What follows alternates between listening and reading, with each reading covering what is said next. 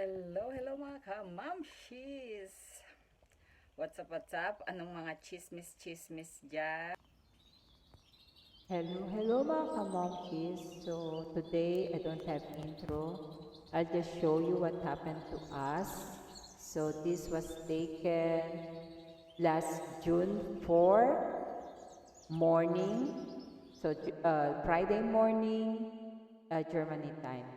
So um, bale, nagkaroon ng heavy rain Thursday, June 3 ng 11 p.m.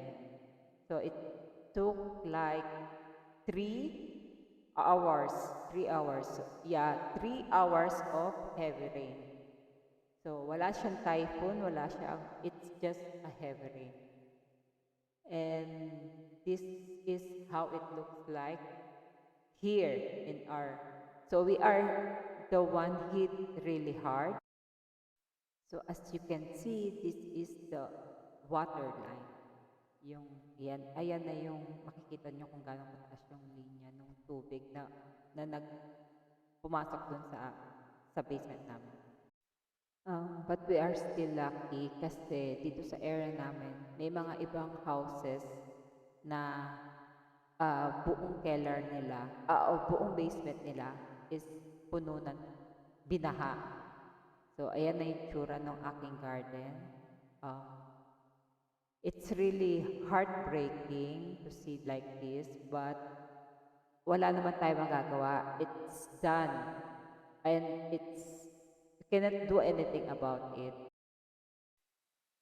Importante is that wala naman nasaktan or wala naman talaga. We have damages. Mayroong mga damages, yes. Marami. So, especially dun sa aming basement. Kasi, syempre, pinasok ng tubig, pumasok siya hanggang, the water is like above knee. So, middle of ng kita ko. So, syempre, may mga gamit kami doon, mga electrical machines we use for carpentry and like washing machines. But like what we heard in our neighborhood, so yung katulad dito, yung sa tabi naming bahay, so kasi yung maliit lang kasi yung bahay, no?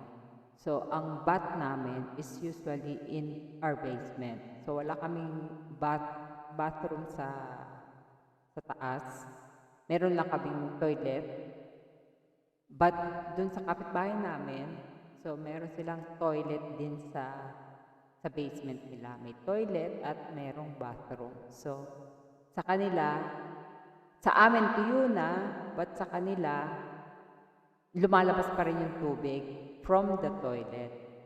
So it's like, and some are having, kailangan nila ng pangsipsip para tanggalin yung tubig. So sa amin nag-subside na ang tubig, ganyan lang siya, naiwan lang yung putik. So konting, syempre basa pa rin siya. So and normally, ang basement kasi sa amin, nandoon ang laundry area. So, syempre, we are buying also soap or laundry detergent. So, yung iba, ang gamit is like powder. So, what will you await? So, syempre, magbabubble. So, mapupuno siya ng bubble. So, buti na lang, that time, wala kaming binili na detergent powder. So, we have like this liquid soap. So, yun lang guys. Kaya hindi rin ako makapag-support sa inyo kasi talagang busy and we really need more time. So, 2 days is not enough. So, I think we need, kasi maraming natanggal. So, we need to build again new cabinets or new working space in our basement. So, ayan, ganyan siyang kaputik. and that is the water line. So, mas mataas pa siya sa how do you call, body vane o bathtub. So, ayan, o kahit naman magalit o maasar ka, wala ka namang magagawa. So, we make fun of it na lang. So, yeah, ayan, tulong sa paglilinis, lahat, so lahat ng mga nandiyan na, katulad nung shrunk na yun, tatanggalin na yan. So, this is how it really looks like, and it smells bad. So, kailangan talaga ng thorough cleaning, and 2 days will not be enough. So, marami talaga. Matagal pa namin nga ayusin yan. Kasi after ng, ayan pa lang yung first cleaning. So, we need to clean it again. At saka kailangan i-dry siya para hindi siya mag-build ng shimel. I don't know how it called in English. So, ayan na yung first day. Ayan na yung nailabas namin. Ayan siya. Ayan yung first day.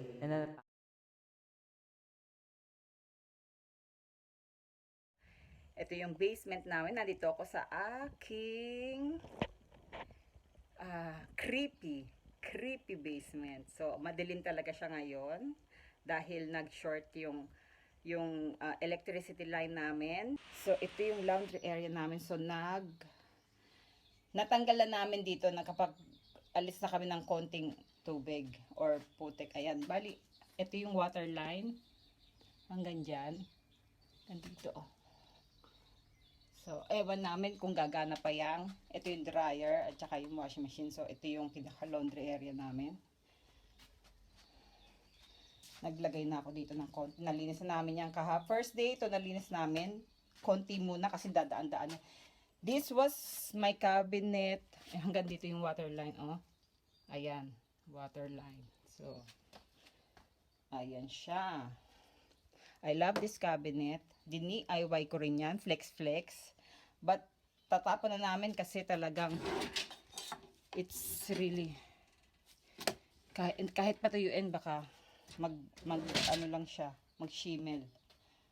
So, ayan. Ito pa yung isang, meron ditong ref. Tapon na rin. Tapos, may mga cabinet din dyan. Nasa labas na siya ngayon. So, ito yung ilalim na hagdan. Ayan, puro putik pa. So, tatanggalin pa yan. And, ito yung andyan na ang tambakan namin na mga gamit sa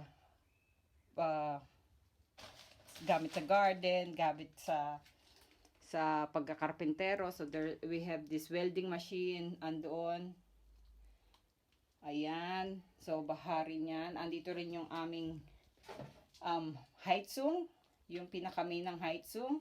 Buti hindi siya nasira. So, ayan pa yung mga tubig. May tubig pa dyan, oh. So, lahat ng gamit namin sira. So, this is really a creepy basement.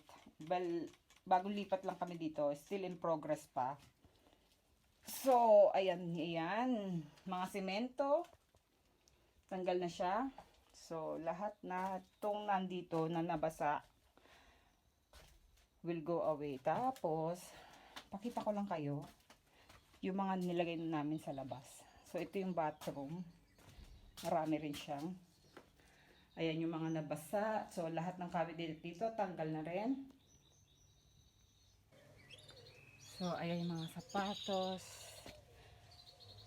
Ayan yung mga dapat ito, may project ako dito. Bed set. Pipinturahan ko sana. But, we will throw it kasi nandito rin siya sa basement. Ayan, yung mga garden, foam, seat cover. Ayan pa. Tapon lahat yan. So, ayan ang mga itatapon namin. Grabe. So, ayan ang nagawa namin in 2 days. And so, till next na lang mga guys. Hope maintindihan nyo kung di ako makakasupport. support kasi really busy lang po. Bye!